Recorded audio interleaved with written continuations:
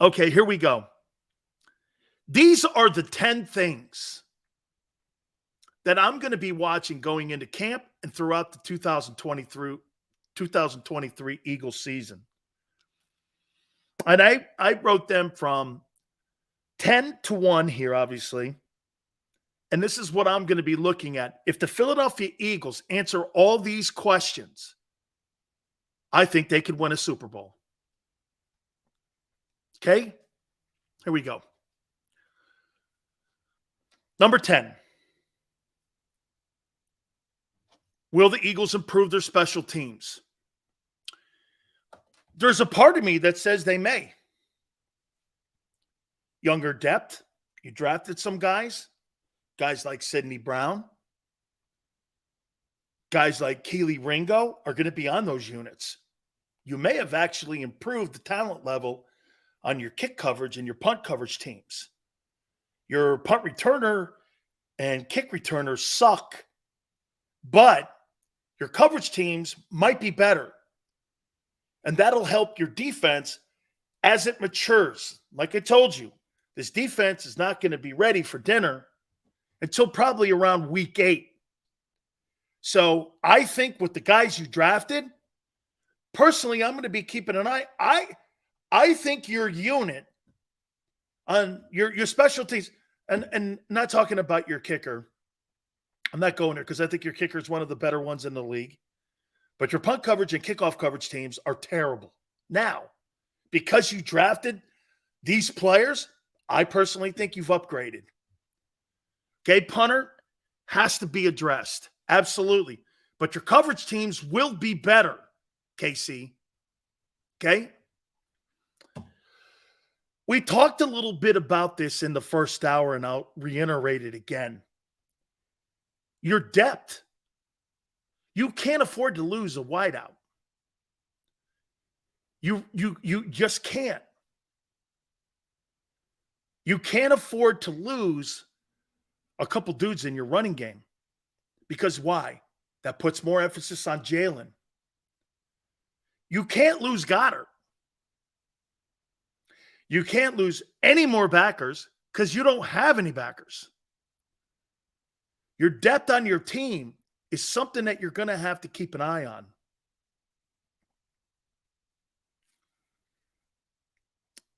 Number 8, your coordinators. All highly intelligent guys, Brian Johnson and Sean Desai. Let me come from it from an area of pros and cons. Totally guys that deserve to be in a position to be coordinators in this league and get an opportunity to be coordinators.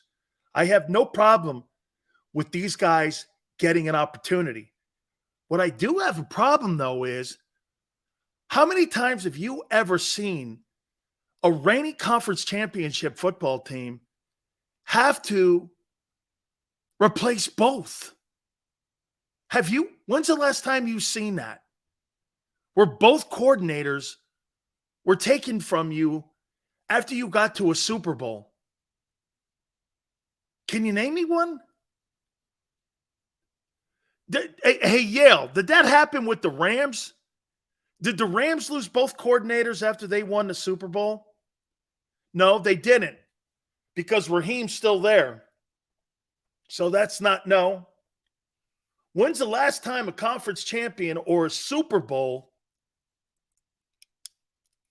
champion lost both coordinators? And if you say New England, Bill's really the coordinator in New England. So it's kind of like saying that, well, Eric Bieniemy's out in Kansas City. Is he? Okay. I'm not sure that matters. Giants 90? That sounds right. That sounds right, Barb. Giants 90, and then the head coach resigned. Because Belichick went to, if I remember right, Barb, don't say it yet. I think in 90, Belichick went to the Browns Parcells 3 weeks later retired. Am I right when I say that Al Groh went to the Jets or he went to Boston College? I forget who that court. I forget. No, Belichick was the court. Who was the offensive coordinator? Was it Coughlin? Coughlin, the coordinator in 90, and Belichick? It could have been that way. Because Coughlin either went to the Jags or he went to Boston College. Because that sounds about right. That sounds about right in 90, because both coordinators and the head coach left New York. That sounds about right. So 90. That's right. Coughlin left for BC. And Belichick left for the Browns, and Parcells retired. That's the last time that's happened. And what happened in 91 when Ray Handley got the team?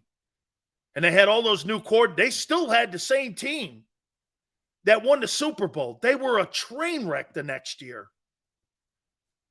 That 91 Giants team was a train wreck. Ray Handley was awful. And I'm not saying that Nick Sirianni's Ray Handley. I am not saying that. But that entire New York Giants organization totally imploded after that 90 Super Bowl. Took them a couple of years to rebound. Absolutely, man. They actually, if I'm not mistaken, they got to the Super Bowl like around 99 against the Ravens in Tampa, and they got beat. I think they went back to the Super Bowl, got beat in 90. And I believe Trent Dilfer was the quarterback of that Ravens team. Ray Handley's no Rich Kotite. 2000. Okay, 2000. So the coordinators. Do I think it'll be an issue? Yeah, but both. Both, you know? And you got a rookie Mike linebacker. Number 7. I got the safety position. The safety position? Do I think they have talent there? I do. I do.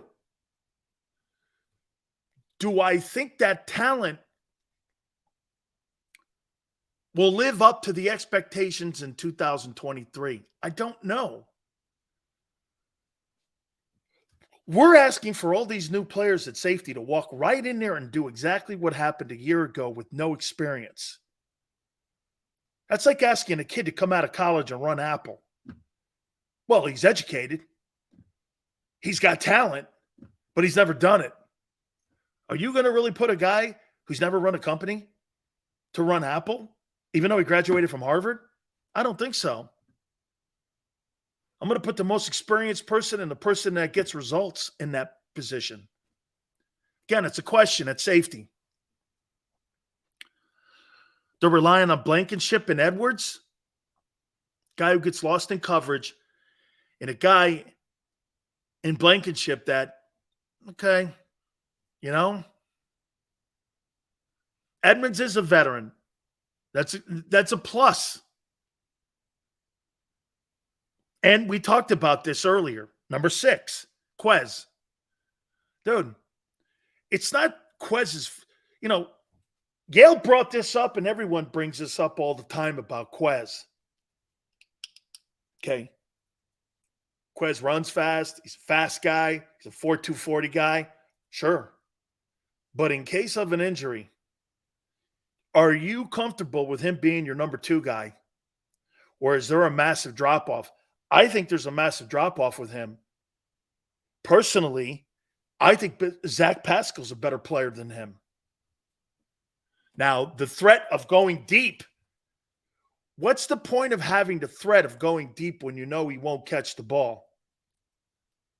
So he runs fast. You know, it's a 50-50 proposition right now that he'll catch the football. even if he is beat. But on the other hand, is he good enough to be my number 2 guy? I don't know. That's more of a problem for me.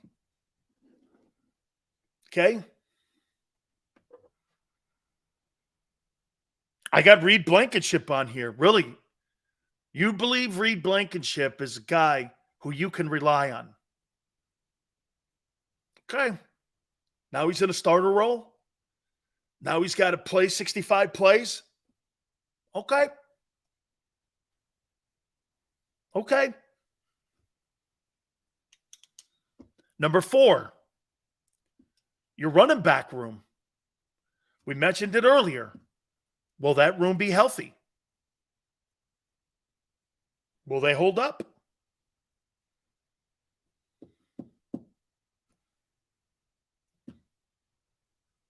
Number 3, will the seamless transition that so many think will happen? Cam gets the job and he walks into it like Landon Dickerson. What do you think of that? I'm more apt to believe he will do it. Why? Well, because there's a history of you doing that. Landon Dickerson was a center too. Okay? Right? Wasn't Landon Dickerson a center too? Well, that guy's one of the top guards now in the game. Can they do the same thing at the right guard position? And by the way, talking to a couple people, you don't have to be a gigantic guy at right guard. You got to be quick, able to move your feet in traffic. Because of who they have coaching and the guys around them, I do think that's something to keep an eye on, though.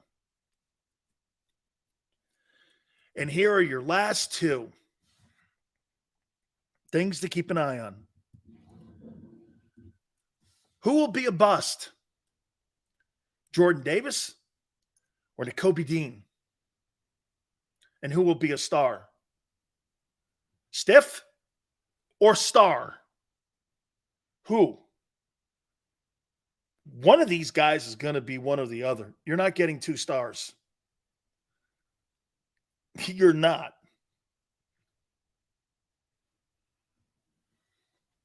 And I would look at it this way. Tell me the one linebacker that Howie Roseman in his 24 years has drafted that was a star. And by the way, it's not fair because Joe Banner was in the room for the first 12. So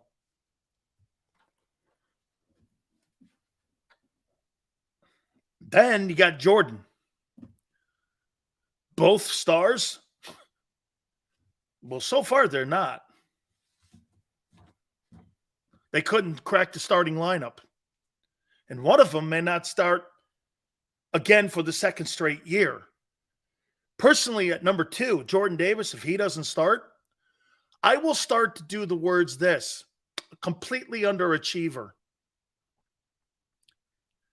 Then he'll have to go from this: he's not an every down lineman, he's an underachiever, and I hope he has a good year. And if he doesn't, by the end of the year, you'll be saying this: this is not working out. You can't finish your second year non-productive. You can't. Not at the 13th pick. If you're Milton Williams, you get that latitude because you're a later draft pick. Not a first rounder at 13. You don't get that latitude. Okay? It's a D-line rotation. So you're trying to tell me you don't think a guy who's drafted 13th, if he doesn't start in his second year, is a rotation guy? You don't have Quentin Williams on your team. Don't make excuses for a guy not living up to what his expectations were thought of at the combines because he ran a 4.78. You're doing the same shit you're doing with Quez that you're doing with Jordan Davis. Both fast guys, athletic. Well, you got to do something with it. You got to do something with it, kid. Jordan, hey, as of right now, Jordan Davis is behind Wolfark. He's not Vince Wolfark. He's below he's not even at the floor where I wanted him. Trolling? There's no trolling there. That's who he is. It's not a troll. I'm not telling you something he's not. The rotation. Okay, so get this. You see what some of these idiots are saying? You think a guy heading into his second year, who was the 13th pick in the draft, and he's not starting, you got rid of a guy. He's got 1 year under his belt. And if the rookie who's never played it down starts over him, he's a rotation guy, the veteran with the year, that's okay with the 13th pick. So you drafted a rotation guy at 13? Where in the world do you think that's fundamentally a good pick? If that's how this plays out. You could have got a guy like that in the 3rd round. That's a stupid take. That guy's got to put almost a Pro Bowl year together. That's right. Tone's right. If anything, Dean's got more of leeway on this because he's asked to do more. And he's got more responsibility. Get this. So Big Marshall, you drafted a rotation guy who won't start in his second year, and he thinks that's cool too. You got a 33-year-old D tackle and a rookie starting, and you drafted a guy 13th, and you don't think that's a problem for you if he goes into the season as the rotation guy. Holy shit. First round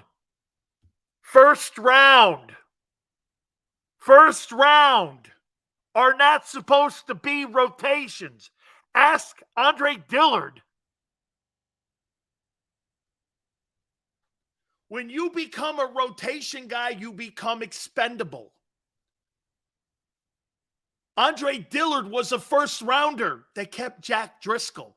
Why? Because he wasn't a first rounder. Cheaper.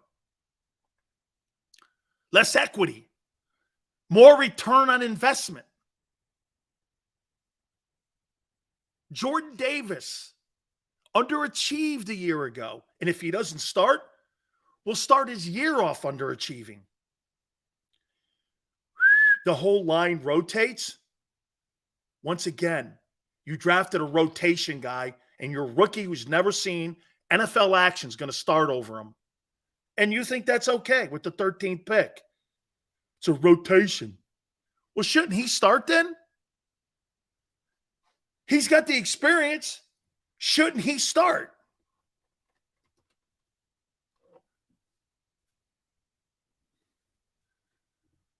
First round picks cannot be expendable. Davis is under more pressure than Jalen Hurts, if you ask me. Absolutely. So here, he'll be pushed back in the rotation again. Since you guys are bringing rotation up, you're lucky Javon Hargrave is not on the team. Or guess what? He'd be the 4th guy. That's what you're saying, and you're cool with that.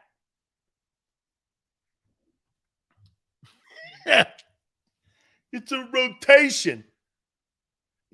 So this is what they're saying here, Tone. Some people are saying here. You think rotating, the rotation, it's a rotation D line. Last year you had Adama Suh, Linville Joseph, Javon Hargrave, and Fletcher Cox. All extremely talented and experienced players. This year, you have one guy with experience. And your other guy ain't starting over Jalen Carter. And you think that's okay. You're lucky there's not a better player on the team or he wouldn't play either.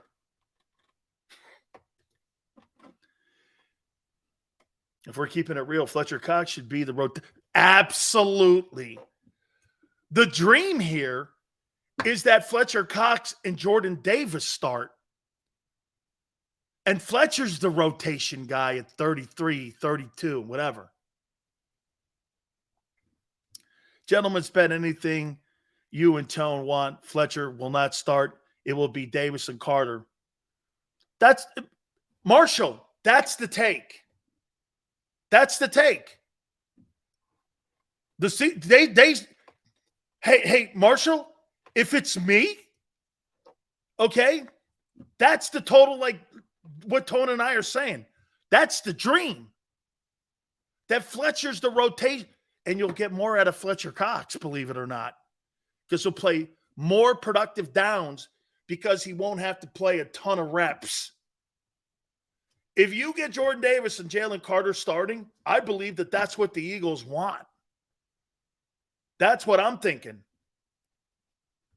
You want Fletcher to be that rotation, not Jordan Davis. And here's the problem that what Tone said. Jacoby gets more leeway. Well, that leeway better not cost you games. Like not lining up right. Not being able to cover. You don't truly believe that Kobe Dean's going to cover Travis Kelce, do you? Or George Kittle? You really don't believe that, do you? I'm going to be very interested to see how he covers that. A little dude like that covering them dudes? I truly want to see that. All right. Hit the like button. Keep it here on the National Football Show.